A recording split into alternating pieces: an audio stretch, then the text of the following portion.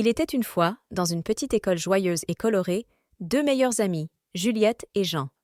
Ils étaient inséparables, toujours ensemble, que ce soit pour jouer dans la cour ou pour dessiner à l'intérieur.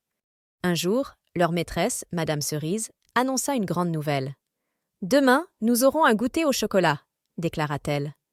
Les yeux de Juliette et Jean brillèrent d'excitation. Ils adoraient le chocolat plus que tout. Le lendemain, après leur sieste, les deux amis se réveillèrent en sentant une délicieuse odeur de chocolat. « Ça sent bon !» s'exclama Jean, se frottant les yeux au réveil. « Vite, allons à la cantine !» répliqua Juliette, impatiente de déguster le fameux goûter. Mais, à leur grande surprise, il n'y avait plus de goûter.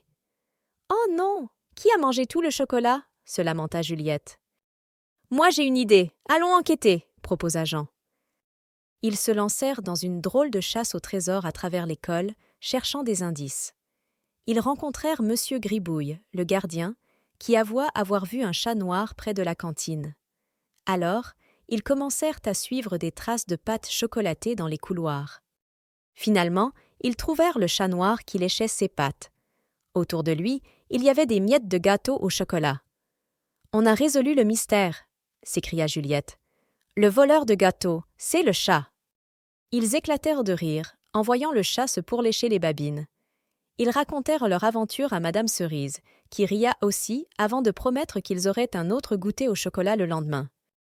Et c'est ainsi que Juliette et Jean devinrent les petits détectives de l'école, toujours prêts à résoudre les mystères du goûter, pour le plus grand amusement de tous leurs camarades. Et si vous passez près de leur école, peut-être entendrez-vous leur rire joyeux résonner, signe qu'une nouvelle aventure gourmande commence.